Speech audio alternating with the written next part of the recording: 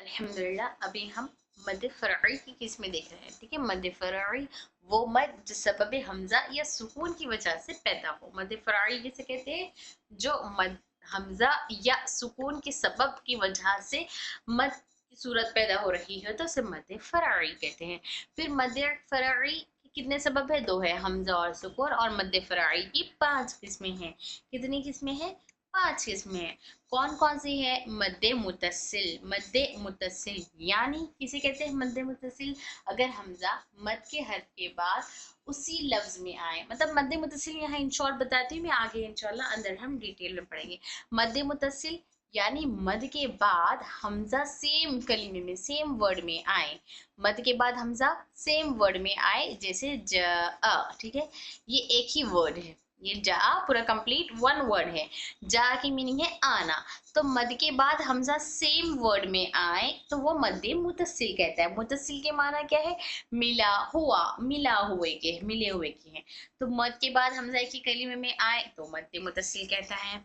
अब मद्दे आरिज किसे कहते हैं? मद की दूसरी किस्म एक मद्दे मुतसिल यहाँ पर आई, ये है फर्स्ट, ये है सेकेंड किस्म। आरिज में बाद में जाएंगे। सेकेंड है मद्दे मुनफसिल। मुनफसिल के माना क्या है? सेपरेट। मुनफसिल के माना क्या है? सेपरेट, सेपरेशन के हैं। ठीक है, एक दूसरे से अलग रहना, सेपरेट रहना, सेपरेशन। तो मद्दे मुनफसिल यानी मद के बाद हमजा दूसरी कलीमे में आना, जैसे सूरह कौसर में है इन्ना। ठीक है, इन्ना अअतैना। इन्ना के माना है बेशक, इन्ना के माना क्या है? बेशक। फिर उसके बाद हमजा दूसरे कलीमे में आ रहा है अअतैना, यहाँ पर है अअतैना। ठीक है, हमजा के बाद इन्ना दूसरे कलीमे में आया। इन्ना यहाँ पर मद है, इन्ना में, इन्ना के माना है बेशक। उसके बाद आतोइना, आतोइना के माना है हमने तुमको अता किया। आतो से है, क्या है वो? आतो, आतो। इन्ना के बाद आया है आतो। आतो के माना है हमने अता किया। आतो ये वाला भी नहीं आता है, ये वाला अता से है, अता। ठीक है, मद के बाद हमजा दूसरे कलीमे में आए इन अनदर वर्ड। ठीक है, ये सेम वर्ड में है, सेपरेशन यानी सेपरेट होकर दूसरे कलीमे में आए तो वो मद्दे मुनफसिल कहलाता है। तीसरी किस्म है मद्दे लाजिम। तीसरी किस्म क्या है? मद्दे लाजिम।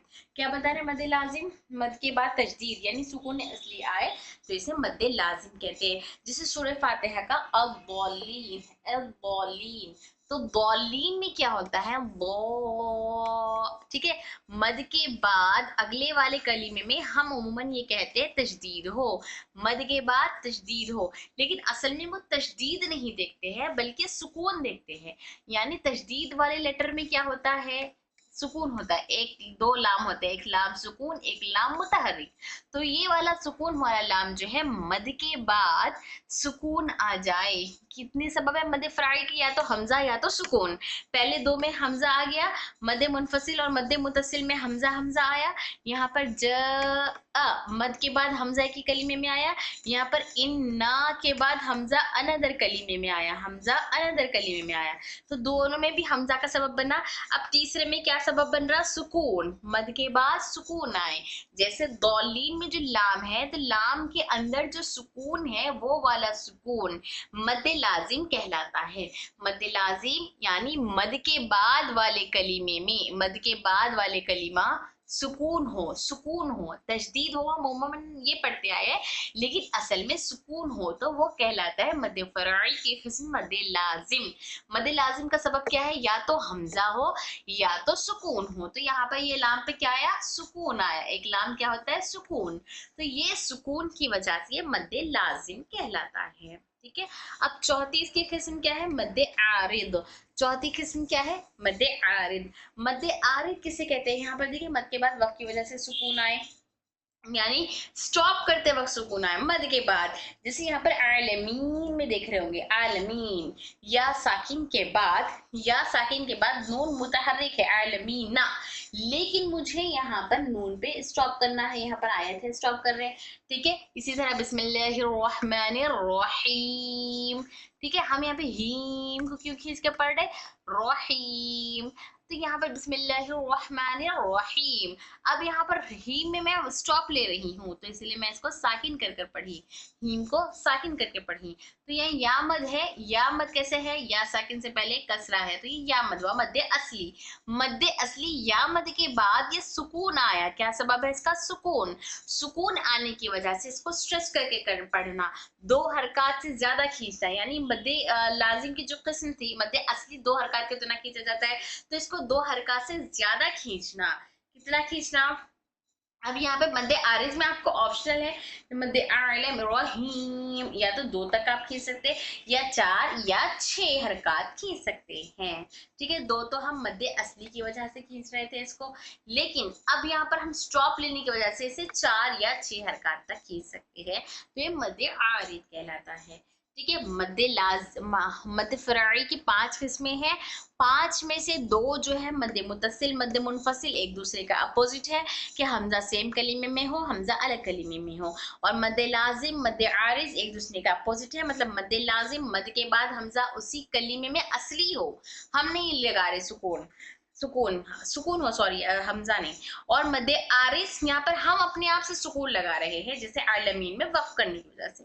अब तीसरा है मद्दे लीने आरिज, मद्दे लीने आरिज, अब ये भी मद्दे लीने आरिज मद्दे आरिज दोनों भी सेम ही है, ये किस्म 5 है पहले से, लेकिन ये दोनों एक है मद्दे लाजिम की अपोजिट।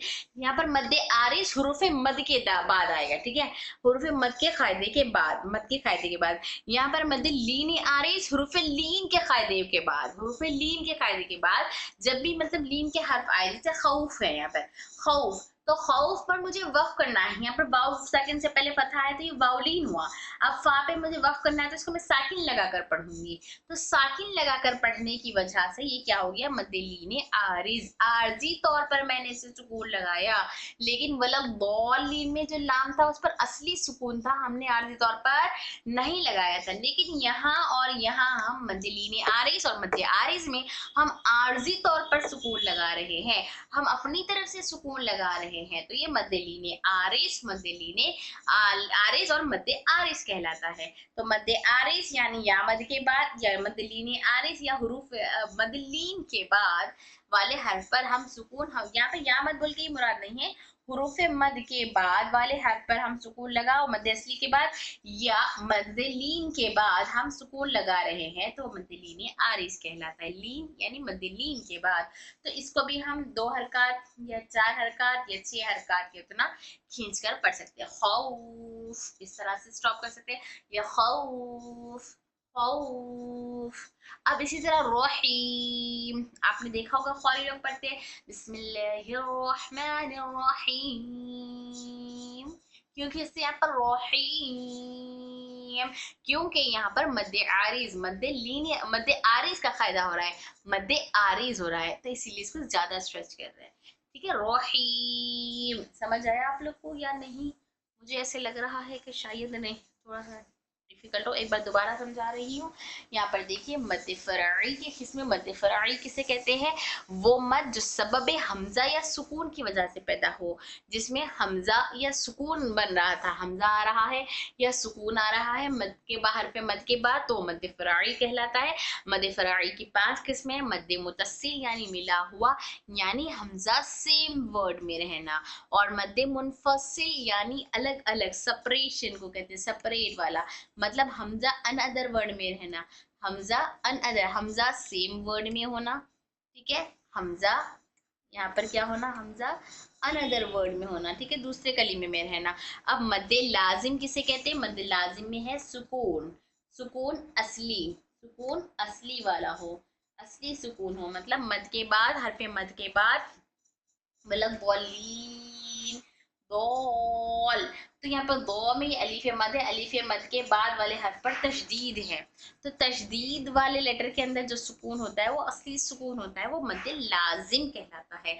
और मद्दे आरिज वो मद जो हुरूफ मद के बाद जब हम यहाँ पर वक्फ करने की वजह से उसको सुकून लगा कर पढ़ रहे, जैसे नून को, तो आलमीन, ये मद्दे आरिज। और मद्दे लीनी आरिज यहाँ पर या मद था, यहाँ पर वाउलीन के बाद हम सुकून लगा के पढ़ रहे, आरजी तौर पर, आरिज मतलब आरजी तौर पर, टेम्पररी तौर पर हम सुकून लगा रहे हैं, हमारी सांस टूट रही है तो हम वक्त करते वक्त जो सुकून लगा कर पढ़ रहे हैं उसको कहते हैं आरिज।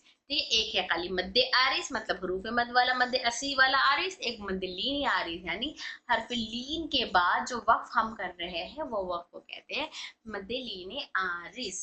ओके, उम्मीद है कि आप लोग को समझ आ गया होगा, नहीं आया तो कोई बात नहीं, हम क्लास में और अच्छे से इसको समझने की कोशिश करेंगे इंशाल्लाह।